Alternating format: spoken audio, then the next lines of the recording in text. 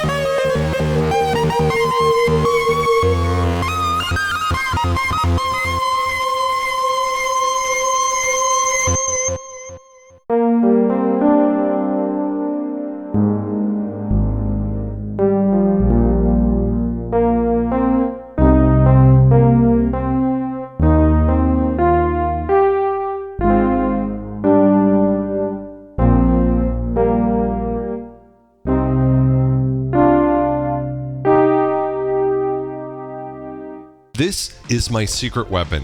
This Rompler I love to death. It has no right sounding as good as it does, and it gives me that instant 90s nostalgia because it was used for the soundtrack for Myst, as well as used on the X-Files and a bunch of other movies and games from that era. It's that perfect combination of a little bit of vintage digital character, but not so much that it becomes unusable or kind of grainy and gross sounding. It's really hi-fi, but it doesn't sound like anything today. It's got just a certain character to it. At $435, I can't recommend this highly enough. I use this keyboard on almost every production I do because it's so easy to just dial up a sound that has an instant nostalgic character to it, and it's just really great sounding. There seems to be a puppy that got lost on some sort of derelict spaceship and it's surrounded by xenomorphs, and the only way to save that little buddy is for you to hit subscribe on this channel. So, next up is what I consider to be the best sounding vintage synthesizer of all time, the Korg Wave Station, released in 1990. The great thing about the synthesizer is Korg sold a shitload of them, so you can actually get these for as cheap as $570 on Reverb right now. The presets are just so good, and here's how they sound.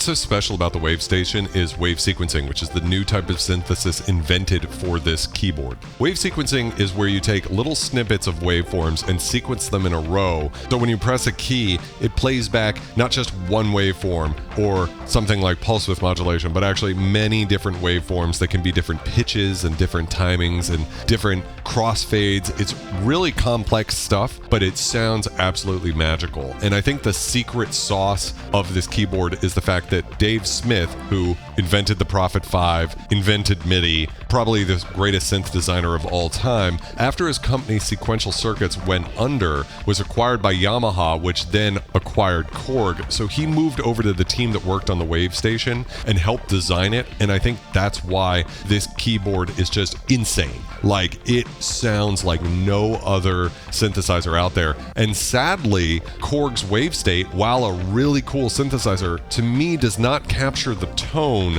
of the Wave Station, even though it does have the original PCM samples in there. The downside to the Wave Station is basically impossible to program. I know there's people out there who say they can do it, but it's been likened to trying to paint a hallway through a keyhole. It's just a crazy massive synthesizer, and to try to program it from the front panel is sort of a waste of time, in the sense that, you know, if you alter one wave sequence, it's going to alter that on all other patches. The sound quality is unparalleled, and it again has a little bit of that vintage digital sound where it's not 100% clean. It's got that D to A that's just a little grimy and gives it that sort of incredible glassy sort of tone that I love so much from vintage digital keyboards, and the presets are just amazing. I use this synthesizer like a Rompler in the sense that I'm never tempted to try to program my own sounds with this thing because the presets are just so good. Next up, I want to talk about FM synthesis and what I consider to be the king of the vintage digital FM synths, the Yamaha SY99. You can get a Yamaha SY99 on Reverb right now for about $1,150. And here is how it sounds.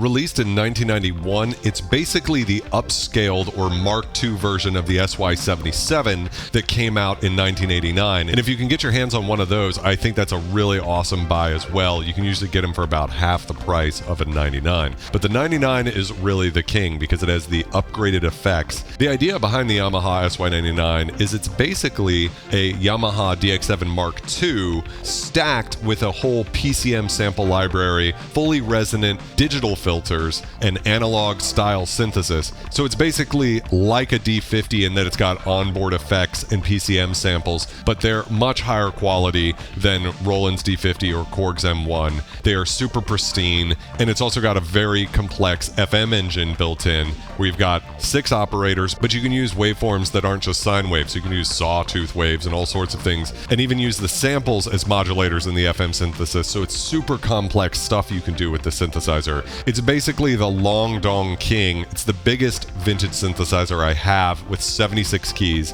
It's massive and heavy and super premium feeling. It's basically the Omnisphere of 1991, and I think it's the most overlooked of all of the synthesizers on this list. Next up is my favorite vintage digital synthesizer to program, as well as maybe the best sounding one, and for sure the most impactful vintage digital synthesizer behind the Yamaha DX7, which would be the Roland D50 with a PG-1000 programmer, both from 1987. Right now on Reverb, I found a good condition D50 and PG-1000 for a total of $1,350, which I think is awesome. Here are some of the custom sounds I made for the Roland D50, and this sound pack will eventually be free for members of this channel, so if you want to support me, that's a great way you can do it. But anyways, here is how the Roland D50 sounds.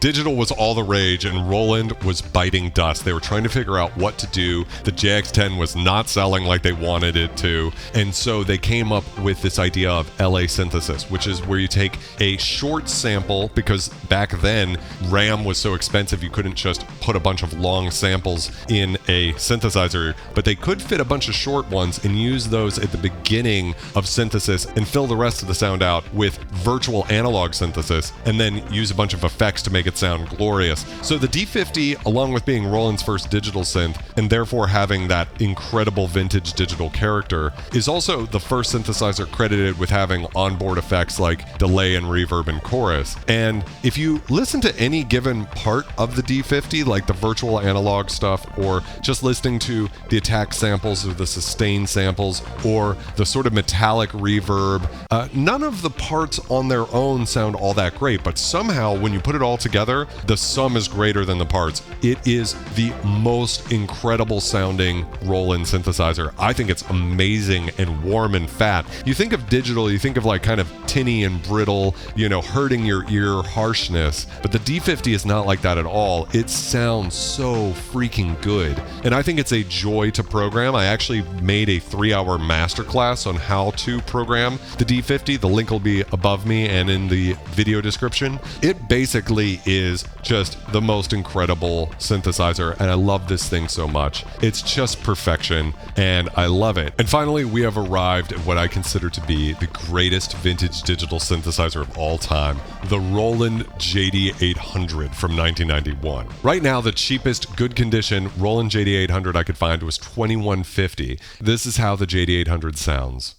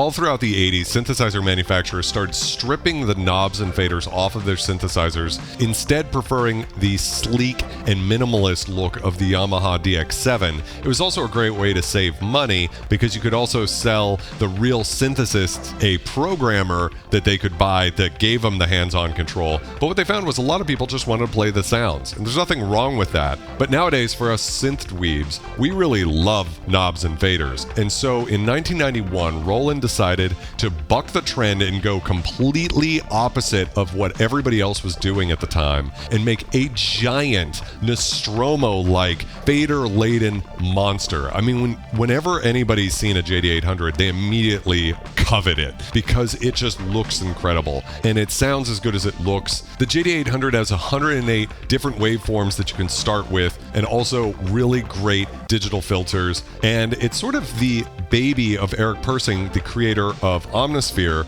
It's sort of Roland's last digital synthesizer that had a bunch of discrete chips, so every part of the synth was broken up so that it had really fast attack time between when you hit the key and when you heard the sound, unlike the Roland D50 where there's a little bit of latency in there, which is why it was good for new age music, which is bathed in reverb. But the JD800 is lightning sharp. I'm going to read the JD800 manual really quick. Today, fewer and fewer people actually create their own sounds and simply play presets or sounds created by programmers. However, the original purpose of this synthesizer was to create sound. It's easy to simply select a preset you like, but that sound will always be someone else's sound. We at Roland asked, why don't we return to the roots of synthesis, the enjoyment of creating original sounds? We considered many different ways in which we could bring back the fun of creating sounds, and the result is the JD800 before you. Creating sounds may seem like a highly technical process, but it's actually just a matter of moving a slider to make the sound change. This is easy for anyone, and the sounds that you get will always be your very own. So if you want to buy a JD800, you need to make sure that the red glue problem was handled. Basically what it is the glue they use to hold the keybed in melts over the years and makes the keybed completely unplayable. So don't ever buy a JD800 unless you know that that glue problem has been handled, because it could be a nightmare for you. So those are my top 5 picks for vintage digital synthesizers. Thank you for watching all the way to the end. I'd love to know what you guys think. Did I miss any vintage digital dark horses? Did you disagree with me? Please let me know in the comments. And if you'd like to support the channel, the best way is actually just to watch more Vulture Culture videos. Just help me out with that algorithm. The more videos you watch, the more videos YouTube puts out there. So I just want to say thank you very much. Hit the synth playlist, and I'll see you in the next video.